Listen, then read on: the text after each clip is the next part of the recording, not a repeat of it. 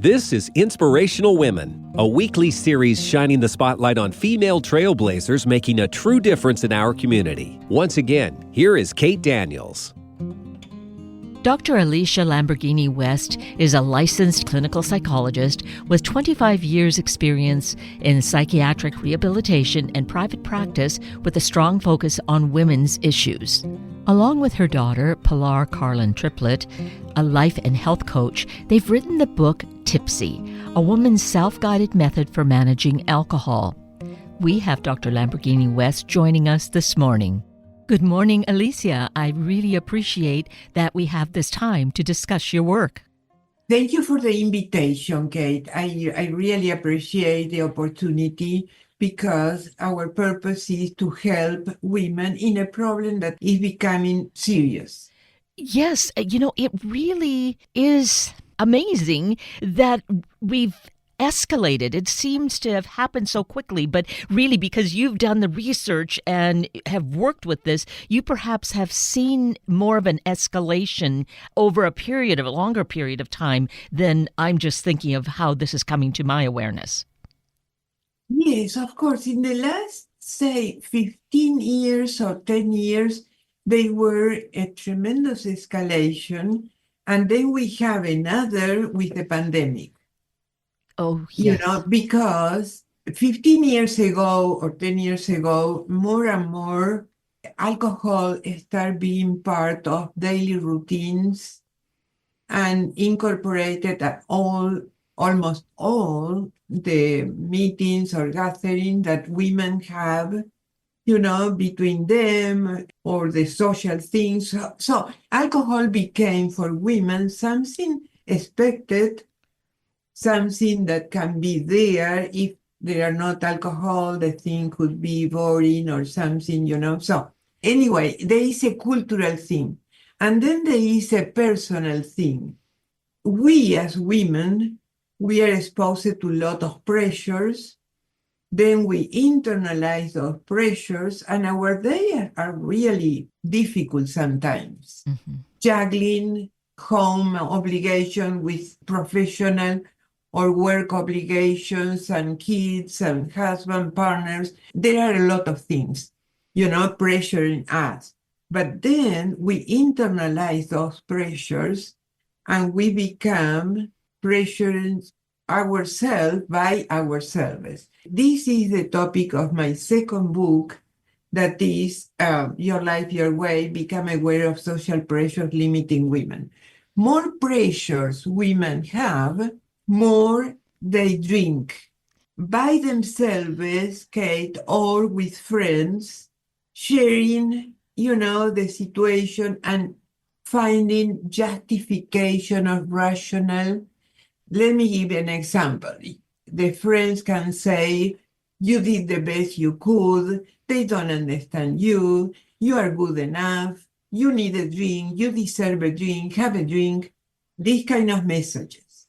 So society and those around us kind of validate that we're having a struggle and here's the solution, have a drink. And the thing is, the alcohol does some sort of work on us. It allows for some letting go of pressures, right? So there's that sense of, oh, yes, this is helping, which is obviously a false answer, though, isn't it? It is. Of course, with the first and the second drink, we can have some release, but then this can become a dependency, in a state of resolving our pressures. For example, I am going to continue with this situation, or I am going to resolve the situation, I am going to keep with the job, or I am going to look for something more relaxing or more according with my life or something. In a state of resolving the pressures, women tend to drink and forget the pressure for this evening, for this event, for today, for this weekend. I am going to forget what is happening. But then on Monday morning, we have the same things. We didn't resolve nothing at that point. So our book goes to resolve this dependency on alcohol and go to the real things that can concern us and resolve the things. And then we can have alcohol in a moderated way just to celebrate or having a fun or something or sharing a moment with somebody, but not as a dependency. Right. So, yes, taking it out of that equation, that, Exactly. right? And one more thing, Kate, that alcohol is addictive. It's not like up to a point we can control alcohol, but beyond that point, it is difficult to control that, because for the simple reason that it's addictive. And it's different for each individual. Someone may be able to have a drink every day Yeah, and then they can leave it. Whereas others, yeah. it just, what is it? It's just our bodies, our, just the way that our anatomy, well, it wouldn't be anatomy, it's just the physiology, right, is Okay. different. Oh, yeah, okay. That is a very good observation because we are all different. So alcohol can impact us in a different way.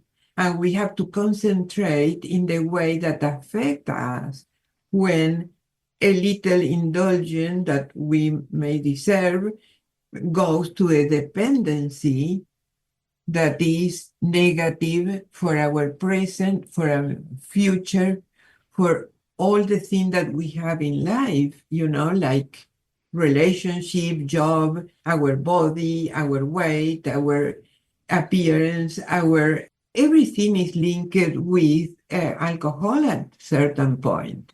Your relationship can start having problems. Your body starts with difficulties. Your job is going down in the quality because alcohol, if you go to work after a night drinking, the effects are low energy and propensity to make mistakes. And these impact our job. We have to have full energy and full consciousness to resolve the thing in the best way we can here with all the competencies that are in the jobs and etc. So everything is affected. And I mentioned the job because the quality of our job is influence the quality of our life, right? Right. So that is something that we have to be very careful. Well, and the relationship, of course, are a major topic there. Relationship in the present and relationships that are projected to the future, like children, or relationships that come from the past, that are parents or grandparents. So all the relationships are affected, and also is affected the relationship that we have with ourselves, with our identity, Right. with our confidence, with our self-esteem. And the thing that is really such a challenge is that looking at this picture of how alcohol has risen in women's lives, I think it's a response, and maybe I'm looking at it too simplistically, but we as women began to be more involved in the workplace, take on greater roles, and we weren't sure about how that was working and having so many more stresses. Then the turn to alcohol was, it alleviated some of that. And maybe some of it was to model after men because we saw that having a drink after work was such a natural thing, trying to really imitate that as well. Has that been part of the pattern and the problem then? Yeah, Kate. I like your observation, really, I like. There is a difference between how men drink and how women drink, and the effect that have on men and women. We have a different chemistry, men and women. So the alcohol make more effect on women than on men for different reasons, Kate. Women in general are less weight or have less weight of men. But then the chemistry of the body, we have less water and in our bodies and different things that make that alcohol impact us more strongly in the short and in the long way. we women become more addicted to alcohol, more psychological and physical dependence in a shorter time than men. So it is different. And then we drink for different reasons in general, Kate, in general. For example, men drink essentially for positive reinforcement to talk about themselves, their jobs, etc., or to share an experience. For example, a game, you know? Mm-hmm. Women drink, especially linked with pressures and negative emotional states. So from there, you can see that there is more dangerous the drinking of women, because when you start talking about something negative, you keep talking and talking and talking, and your friends interact, happen me the same, I do that or don't do that, or okay. And so women keep drinking and drinking for longer times until they pass out or they go to bed, because negative emotional states don't finish in half an hour or 1 hour or something. We keep talking about this. Like a game can last 2 hours. Okay, after 2 hours, men finish their time together and they go home or whatever. But we as women, we keep talking and talking and talking and looking for idea and solution, and then, well, a disaster, right? Right. So there are differences, and we can see how many women are attracted to drinking because it's a way to fit in these groups. And then the personality, Kate. When I drink, I may feel more fun, more open, more relaxed, more funny, right? Yes. This is an idea.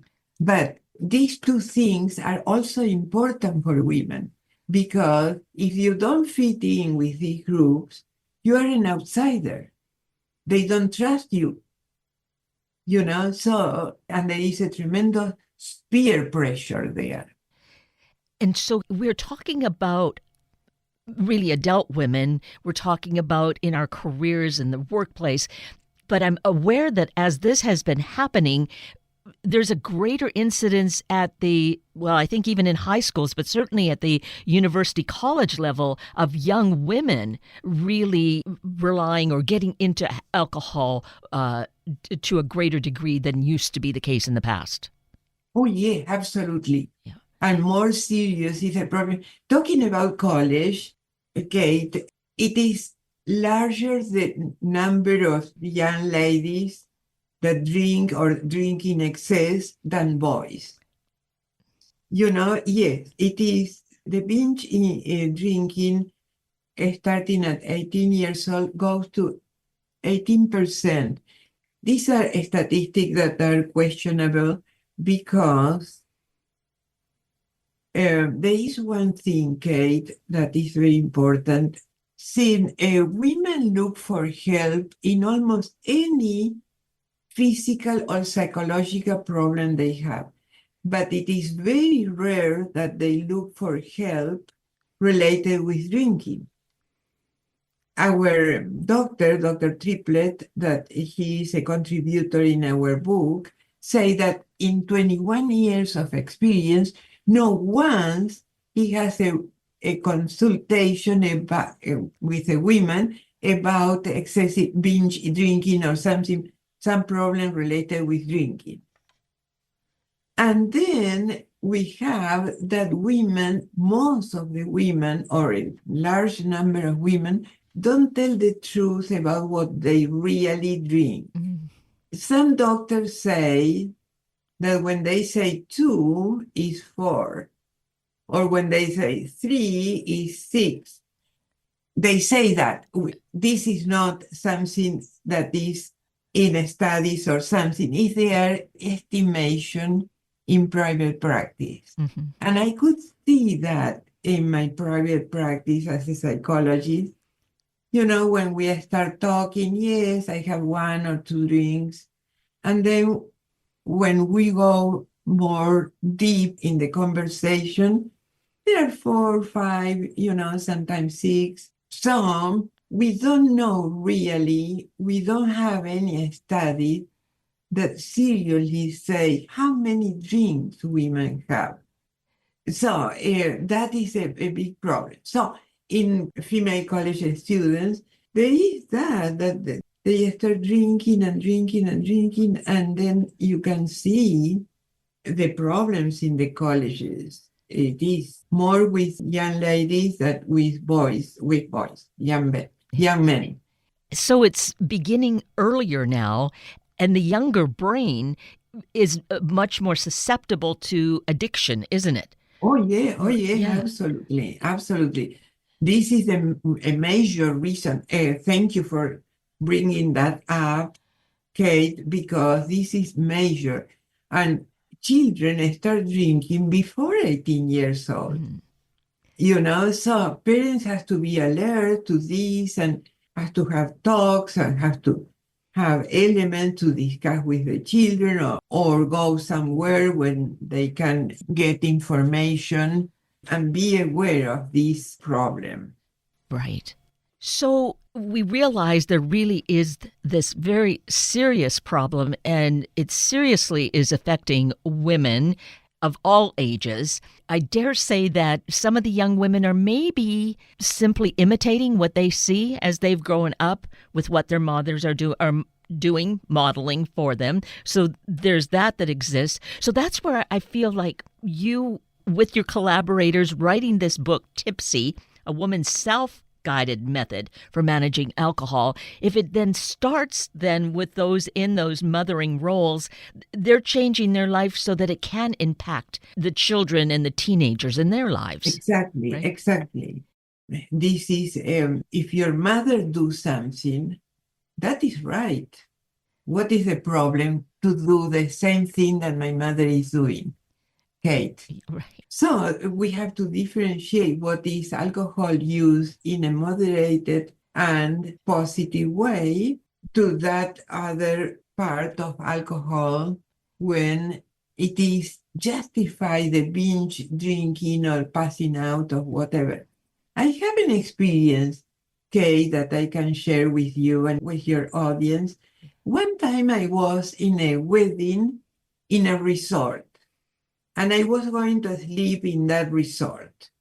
So they invited me with drinks and drinks and drinks, and they say, you can drink whatever you want because you are going to sleep here, you don't have to drive, nobody expects nothing from you, etc., etc. So if the conditions are okay, you can drink whatever you want, and this is accepted by our society, So it is not to drink, to have a good moment, to share something or to celebrate or whatever, It is drinking until you pass out or something like this. And this is accepted. So that boggles the mind, doesn't it? That it's It does. right. It does. That it's it does. come to acceptance rather than being shocked. Like, why would you do this to yourself? Exactly. Yeah. And I can be very aware of that because in my original culture, I am from Buenos Aires, Argentina, but I have 30 years here living in the States.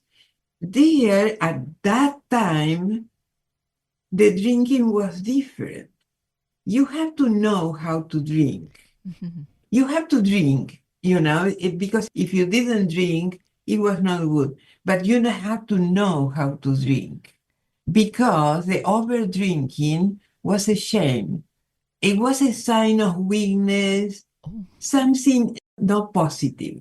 Right. So I come from that culture and I can be objective when I see the over drinking that is justified. It's not a problem, But it is, isn't it? There's a It difference. is. I'm sure as you were growing up, even though alcohol was just naturally there and expected that everyone partook, it wasn't done to the excess, to the binging, right? No. It was just probably was a nice complement to the evening or to a meal, not in excess.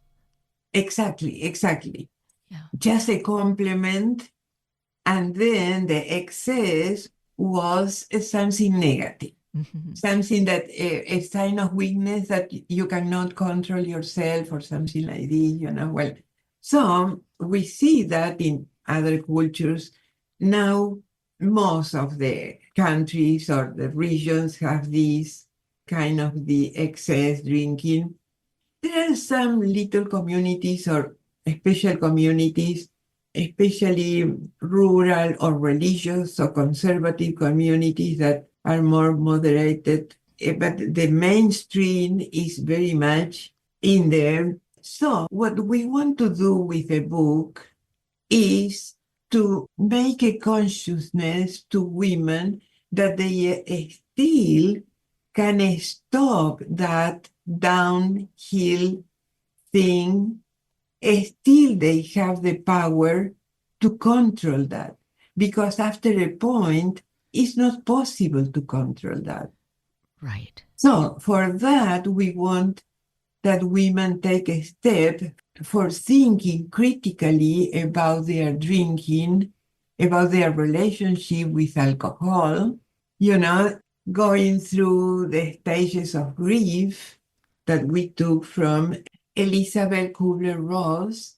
When you break up with somebody or something, what are the stages? We guide our readers through the stages of grief to break up with alcohol. Then going outside the comfort zone with alcohol through the fear zone, the learning zone, and the growing zone, that this model is Ephraim Lab Wygotsky, that is the learning zone model. Women are in a comfort zone with alcohol, in a relationship with alcohol. And this comfort zone is static. There are no changes in this comfort zone, and you are powerless there. You just repeat again and again the evenings or the parties or whatever you are linked with alcohol. We just repeat this situation again and again with nothing new. We are stuck there. But we guide our readers to go to break up with this comfort zone, and then face the fears, learn what you need to learn, and grow in the process to a new identity, that is liberated, and with a future that is clear. Because when we are drinking, our future is scary. We are afraid, what are we going to look in 1 year, 10 years, 5 years from now? But when we don't drink, or when we drink in moderation, the future is clear, is compelling. We trust our future. So all these, we follow very much the ideas of a relationship with alcohol. It's a kind of human relationship. And this was introduced by Ann Johnson and Caroline Knapp with Drink, the Intimate Relationship of Women and Alcohol, and Drinking, a Lab Story. They are two classical books, but we continue with these ideas, and we expand their ideas with new models and everything. So at the end of the book, we want to connect with the extraordinary potential that reside in each person and what they can do with that potential. Not repeating the same things again and again and every time getting worse and worse. No, to open the doors and go for new things. And realize in doing that how we don't need that, we'll call the alcohol a crutch. We don't need a crutch to guide us along, discovering that we are enough and that it is just so much more rewarding, so much more fun, that we feel so much more energized and, just really awake to all the experiences that we're having rather than being numbed because of what alcohol does, right? That is perfect, Kate. you put in a few words the perfect thing, you know. Thank you, Kate. Yeah, yeah, Well, Alicia, it's because we're having this important conversation and yeah, wanting to yeah, kind of just extract from yeah. you, from what the book is sharing, what Tipsy shares, and really gives us that guidance and foundation to be able to create this really Yeah. wonderful life that we're all, each of us, seeking, right? Oh, yeah, Yeah. yeah, absolutely. And we have a wonderful time writing this book with my co-author, Pilar Carlen Triplet. We started during the pandemic and we continue, you know. So it is a very important book for us. And to say that you are mother and daughter, Yeah, as I yeah. discovered that, I thought, oh, that makes it even somehow more perfect that, you know, you can talk to how there's the modeling, but there's the work together to heal, but also to collaborate to create something that is helping others. Oh, yeah, we are happy, absolutely happy with this work together. And now, Kate, we have two workbooks that are coming. One is for the women, because many women say, I don't want to understand everything. I want to know what to do. They say this. Okay. And the other workbook is for the family or significant other. Because what the family or friends or significant others do is to yell or to cry or to make a scene or something like this. So we want to give the family or friend or close friends some tools to help the person. You know, so these two workbooks we are working now.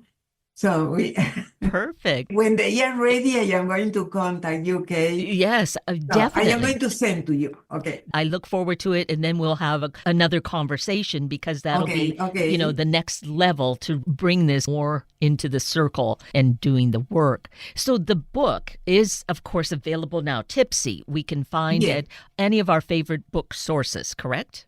Yeah, essentially it's in Amazon, also in Barnes and Noble. And really to follow, to learn more, how should we contact you, be aware of what's going on?